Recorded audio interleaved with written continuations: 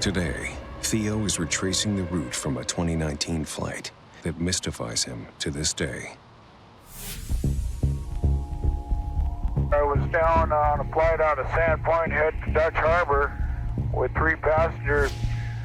Basically, we're over the Aleutian island called Unimac. There's a mountain on it called Shishaldin, which was an active volcano. It's about 9,400 feet and change straight up.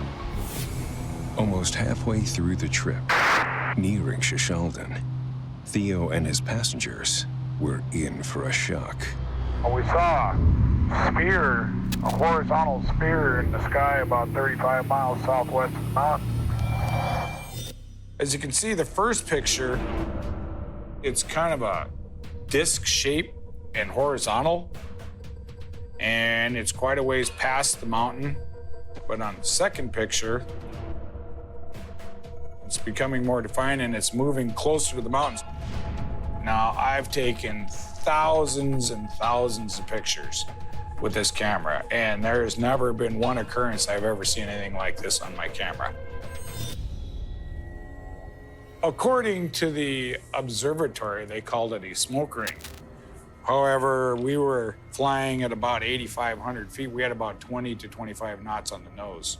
So any sort of smoke ring would have disintegrated.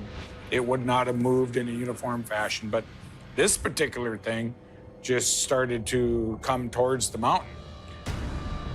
That's pretty crazy.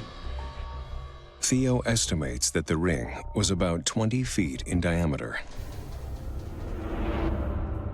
So now we're about right here on the mountain, and we don't know what this is, but something flew out of the mountain. A small shape shrouded in smoke. It looks like something really defined inside of this. All of this happened in a period of about 5 to 7 minutes. But there was even more to come. The next picture, this was very, very strange because right after this thing decided to fly out of the mountain, green sphere appeared on the side of this mountain. And I thought that was really, really strange.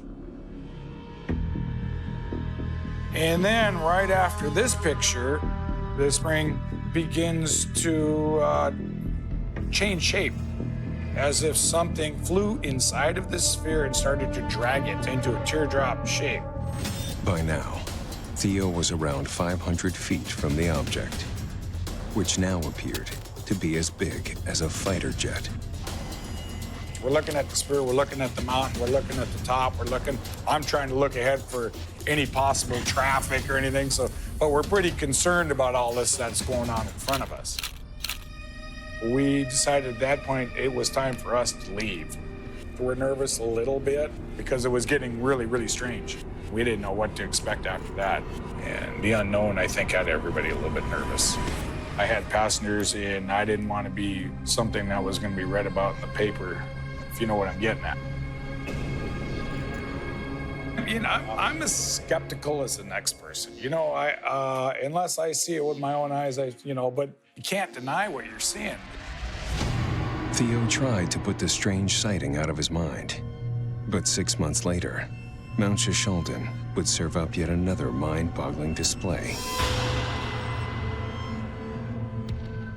I was by myself, exact same flight course, just cruising along, and I was a captive audience of the mountain again because I was curious just to make sure, I was waiting for anything that might happen, which at that point in the flight, there was nothing.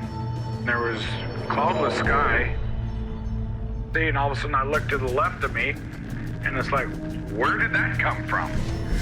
And this was a very strange looking phenomena. I don't know quite what it was.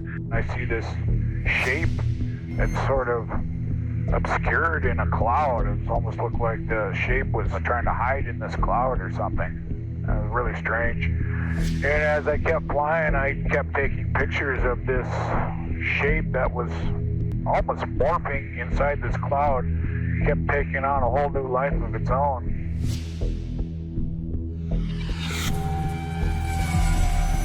Theo's heart was pounding, not knowing if the entity was friend or foe.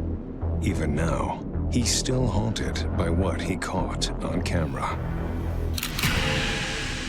Seemed to be some sort of wing shrouded, sort of cloaked inside this cloud, and then it looked like there's some sort of vortex coming off the top of it. As Theo clicked his camera, the ghostly UFO transformed before his eyes. And this time, it seemed to know it was being watched. Suddenly, an unexplained force started to override the plane's telemetry. My aircraft was on autopilot. My autopilot and my heading basically were on a straight course, but I kept noticing I was 30 degrees off course, heading for the mountain. It got me a little scared. So I changed my heading bug, which steers the aircraft, back on course, and then it did it again. Normally, when you're on autopilot, it holds your heading and is all as advertised. Not this time. The airplane is set on a heading and is doing quite well, and all of a sudden the airplane decides it's going another direction, and you're going, why? And I've flown by these areas many times. There was a magnetic pull at the mountain, for sure. I finally switched off the autopilot and hand flew the aircraft. Once we passed the mountain, the autopilot was fine. There was no logical explanation. I've been flying 35 years, and I have never witnessed anything like that where it was actually pulling an aircraft off course when it was on autopilot. That was a very strange occurrence. The way Theo sees it, two bizarre encounters in the same exact location, 6 months apart, is proof of an alien presence. I know we're not alone in the universe. In as much flight time as I have in the state of Alaska and the amount of documentation I've seen on UFOs, I do believe in them. I've seen it with my own eyes. I definitely was not of this earth what I did see. Are you more nervous to fly through that area now? I wouldn't call it nervous. Flying by the mountain now, I wouldn't call it nervous, but concerned would be a better word. You never know what possibly could happen. There's some stuff going on by this mountain. I've never seen any cloud do that.